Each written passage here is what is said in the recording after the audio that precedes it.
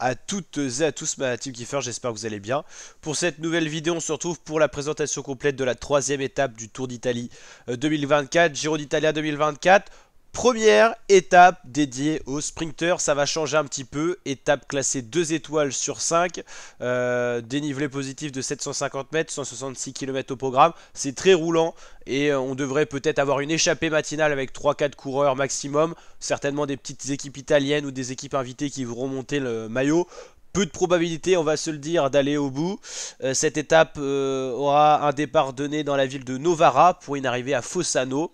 166 km, c'est assez long, mais un profil très plat avec une seule côte répertoriée pour le classement des grimpeurs en 4ème catégorie, la côte de Lu. Le sprint intermédiaire de Masio. Un autre sprint à Montegresso d'Asti. Voilà, il y a plusieurs sprints pour différents classements sur le Giro. Mais en tout cas, une étape qui devrait se finir pour un sprint massif. Ça sera la première étape, cette troisième étape, où on aura un scénario différent. C'est vrai que c'est assez rare. On a eu un départ sur une étape très vallonnée pour Puncher. Finalement, on a une explication de Puncher est favori. Ensuite, deuxième étape de la montagne. C'est rare d'avoir un week-end, un premier week-end de course aussi dantesque dans une course de 3 semaines comme un grand tour. Et donc là, ça va se calmer un petit peu avec, vous allez le voir cette semaine, des étapes de plat, notamment voilà la troisième, la quatrième. On suivra d'ailleurs tout ça en intégralité sur la chaîne, donc n'hésitez pas à vous abonner pour ne pas louper une miette de ce Giro d'Italia qu'on suivra en intégralité. Présentation de chacune des étapes, il y en aura 21 en tout. Résumé après chaque étape de toutes les étapes en vidéo. Vous pouvez déjà checker ce qu'il en est sur la chaîne YouTube. Tout ça, bien sûr, à retrouver dans la playlist Giro d'Italia 2024. L'étape 4, vous l'avez compris, il y aura une bosse au milieu, mais ça sera pour les sprinters. L'étape 5 du mercredi pour les sprinters.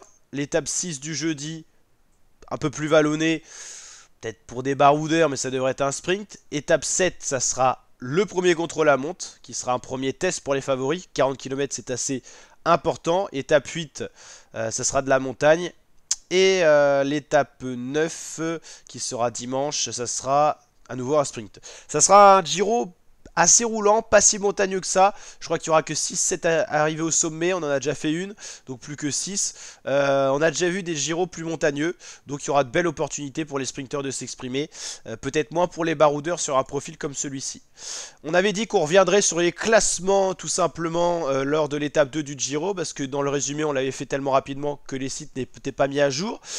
L'étape 2 elle a été remportée par le Slovène Tadej Pogacar devant Daniel Felipe Martinez et Geraint Thomas. Si vous voulez retrouver le résumé complet de cette deuxième étape, il est dispo sur la chaîne YouTube. Le premier italien Lorenzo Fortunato. Lipovic, très bonne impression. Le jeune allemand Storer, pas mal pour l'équipe Tudor Pro Cycling. Uchtebroek 7ème, Rubio 8ème. Pedro Lopez 9ème et Yann Hirt 10ème, qui sera peut-être le leader officiel de la Soudal Quick-Step en la contre-performance de Maury Van Sevenant. Mais on sait que la course est longue, c'est 3 semaines, donc il n'y a pas de quoi s'affoler. Au niveau du classement général, on va regarder ça. Ça, c'est pas le général. Ça, c'est le classement de l'étape. Nous, ce qu'on veut, c'est le classement général qui n'est pas là. On l'avait tout à l'heure. Alors, comment ça se fait qu'on l'a plus? UCI, c'est peut-être... Non, c'est pas ça. Ça va être le... Alors, classement général Giro 2024. Il y a bien un site qui va être à jour quand même. C'est Tadej Pogacar en tout cas qui s'empare de cette fameuse tunique rose. Ça, il n'y a pas de suspense là-dessus. Ça, c'est le classement de la deuxième étape, mais je suis pas sûr que ça soit le classement général. Le voici le classement général. Voilà, il y a 45 secondes. Donc Pogacar premier, Geraint Thomas deuxième, Daniel Felipe Martinez troisième. Égalité entre Thomas et Felipe Martinez. Ça doit se jouer au centième ou aux positions d'arrivée. On retrouve quasiment un classement qui pourrait être celui de la fin d'un Giro. Uchtebroek 4ème, Augusto Rubio 5ème, Fortunato 6ème. C'est pas mal hein, le jeune italien de la formation Astaza Kazakhstan, à voir s'il confirmera en montagne. Pedro Lopez 7ème, Hirt 8ème, Chavez 9ème, Lutsenko 10ème. Pour l'instant, on n'en a pas plus, on a que les 10 premiers sur le général. A noter dans tous les cas l'absence de Français dans ce top 10. Alaphilippe, qui n'était pas là non plus pour jouer le général, n'a pas été très bon aujourd'hui. Romain Bardet n'est pas en forme depuis le début de ce Giro. Puis sinon les autres Français, Aurélien Paré-Pinte, tout ça c'est compliqué.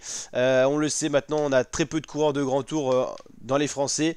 Notamment avec le départ à la retraite de Thibaut Pinot qui avait fini, rappelez-vous, 5ème du classement général du Giro 2023. Qui plus est, maillot de meilleur grimpeur de ce Giro 2023. cette année, ça va être plus compliqué.